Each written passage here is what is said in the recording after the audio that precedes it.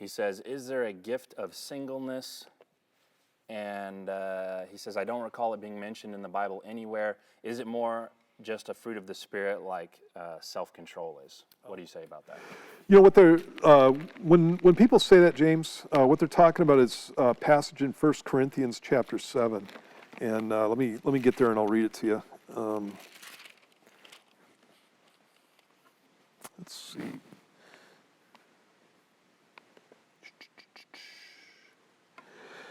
Okay, chapter 7 and verse 1. If you got your Bible, you can turn there. It says, now concerning the things of which you wrote to me, it's good for a man not to touch a woman. Nevertheless, because of sexual immorality, let each man have his own wife and let each woman have her own husband. And then it talks about the husband needs to be treating his wife right, and the wife needs to be treating her husband right.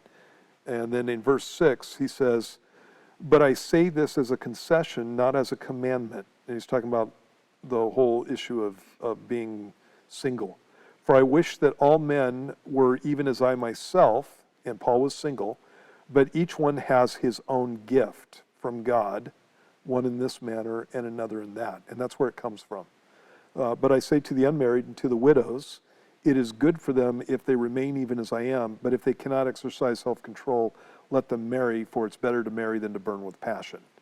And so the point that Paul's making is that singleness is a calling, basically. It's not something that's the norm. In fact, 2 weeks from now, I'm going to be going through Genesis chapter 2 and talking about marriage, and what God said about Adam is it's not good for the man to be alone. I'm going to make him a helper that's comparable for him. And so that's the norm as far as marriage goes, as far as relationships goes, and it is a gift for somebody to be single in that sense, and that's what Paul's talking about there. It's a special calling from God. So. Okay, I had something just came out of my mind that was a joke for your Genesis thing, and I have to say it. This came from an inmate, and I remember it because it was a clean joke from an inmate. So, okay, Adam's talking to the Lord, and he's like, Lord, there's all this other creation. Everyone has a partner and stuff. I got nobody. What can we do here? And he's like, all right, I can make you a helper, but it's going to cost you an arm and a leg. Uh-huh. And Adam goes, he thinks about it. He goes, okay. Goes the Lord. He goes, how much can I get for a rib?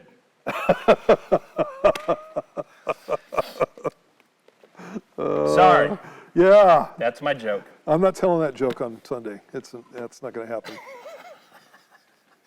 Yeah, my wife's watching, so I'm allowed to say that. You're allowed to say that. So she's okay with that. No, she's probably going to talk to me when I get home. I have another joke I'm telling on that study. You are? God created Adam. Yeah. Got all done, breathed life into him, made him from the dust of the earth. Sat back, crossed his arms, looked at him, and he said, I think I could do better. So you should tell both of those. One's from the guy's perspective, one's from the girl's perspective. There you go. Okay, yeah, maybe I can do that. Which one should I tell first? I'm going to let you have the wisdom there. You're married, you know.